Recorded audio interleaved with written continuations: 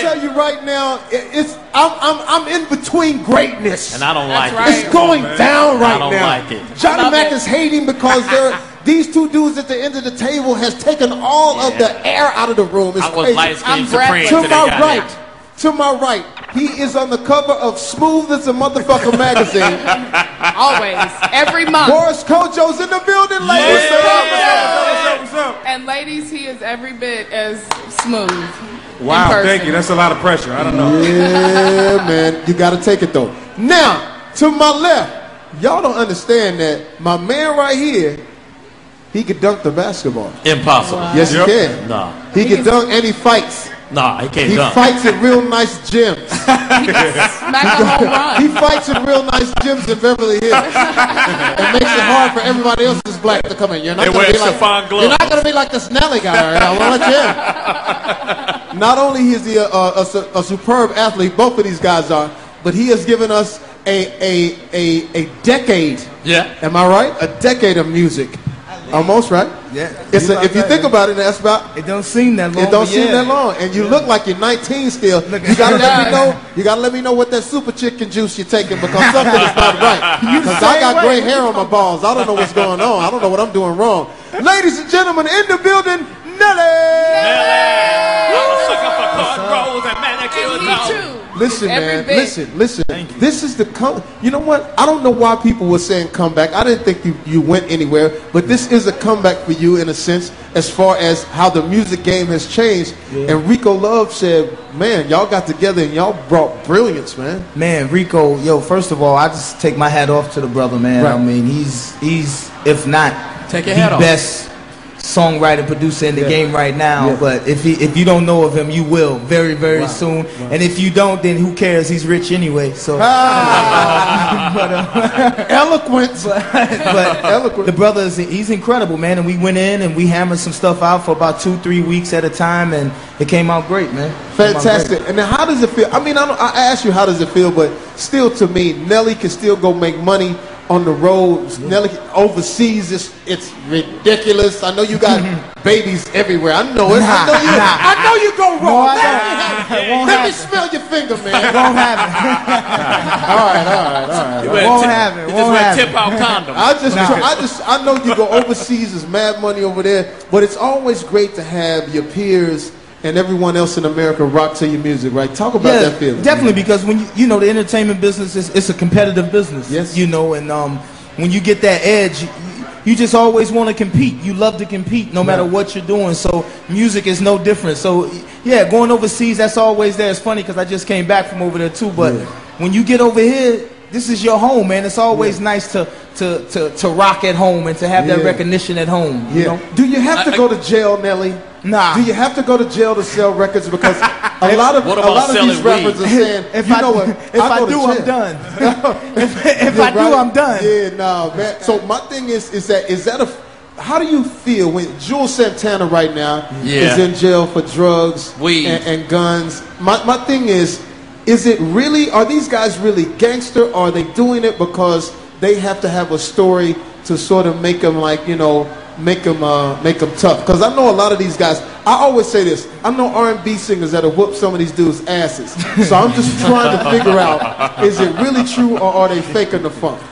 You know what I think it is they grown, man. And if you're willing to take the responsibility for what it is that you're doing, I can't say nothing for it. You know what I'm saying? But that's not my route. You know what I'm saying? But can you say, Nelly? Can you say, because we getting we're seasoned in the game. Right. Can we tell these young cats? Yeah, right.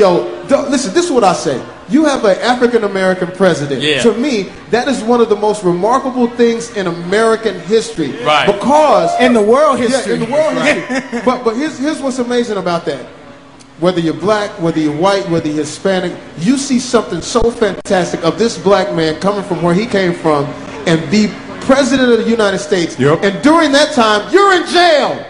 Yep. Yeah, that's embarrassing. How do you explain Not only that, but also this is Black History Month, right? Yeah, that's embarrassing. Yeah, white girls fall back. White girls fall back for 28 days. They've been on me. Or just get a deep hit me. St. Patty's Day, hit me. Isn't the whole point? Correct me if I'm wrong. Isn't the whole point to recognize what the people before us Yes. They died. They suffered.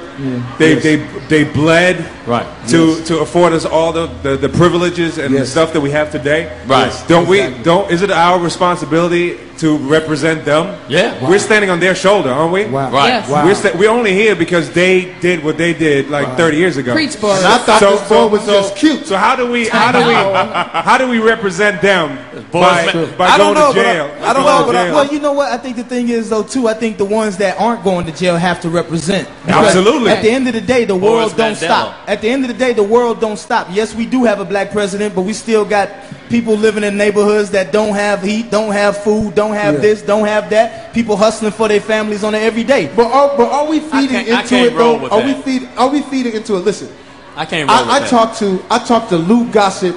I talked to Lou Gossett. Right. Jr. Wow. You know who that is, right? Wow. Fiddler.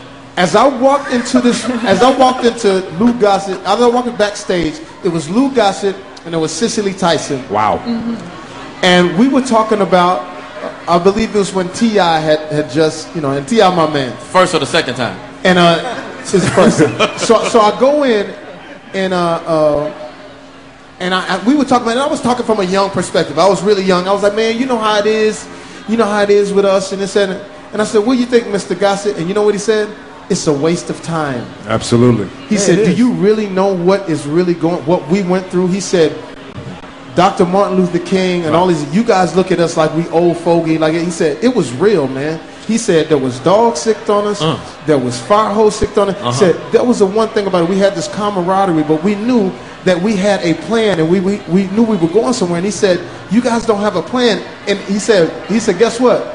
It's not as hard for you guys as it was for me. That's true. He said, I won an Oscar. Of course. I ended up on a television show after winning an Oscar. He said, I couldn't get a job. He said, you guys, he said, come on, man. And he was using me. And I was part of the youth. I was trying to be like, and he really taught me a lesson. So my thing is this. Yeah, there is the hustle factor. But do we enforce the hustle factor? Do we keep it on a treadmill to where... And that's what I meant, what I was saying, that those who don't have to shouldn't. Right. You see what I'm saying? And I'm not saying that those that have to should, but I'm saying until they're not able, until they see a better way, until they have another option, then we got to give them somewhat of a benefit of a doubt. And we got to make sure that when we in other positions, that we make sure we continue on. Well, we got to realize it's not successful route just the privilege, it's also responsibility. Wow. Right. Exactly. It's not just the privilege, but we have the responsibility to represent and to make sure we understand that we're only here because 30, 40 years ago people died for the rights that we can. Now we can vote.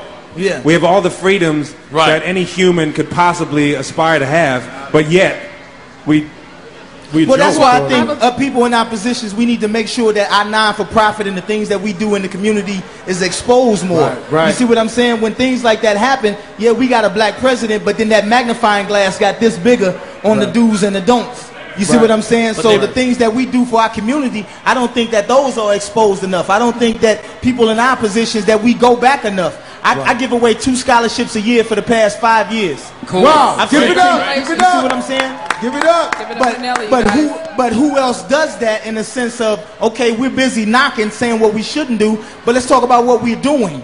You see what I'm saying? What are we doing though? Here's the thing though. There's gonna be a story to come out where a rapper points his finger at the president. And he points his finger at the president in a bad way. I won't put the story out there yet till it actually comes. But he puts it out in a bad way, and he asks, what has the president done for black people? And then someone wrote a story right behind him and said, and they named what he did as a rapper. They talked about the fact that he has kids from 5 different girls.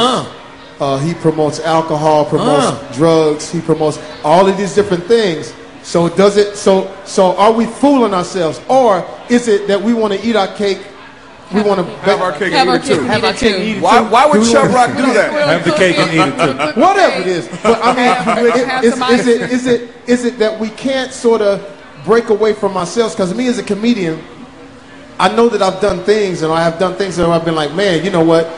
Maybe my judgment was a little off on that, because when I met Sidney Poitier after the Oscars, Oprah Winfrey took me to meet him, because Oprah Winfrey called me and said, you about to make a mistake. I said, why? Because you out there partying, tricking it off, and you're not going to win the Oscar. You sure because they're was. looking at you. So she picked me up, took me to Quincy Jones' house. Quincy said, "Hey man, what's going on, man? You know, great job, man. What's going on?" So we go in, and Quincy Jones showed me 54 albums on his wall. That's another story. 54 gold records with Michael Jackson. They took me to Sidney Poitier. Sidney Poitier said, "I saw you one time at a party." He talked to me, and as he talked about the movie, he said, "One thing I give to you." He said, "I give you responsibility." He said, "From this moment on, you are responsible." So it's tough because we still want to do our thing.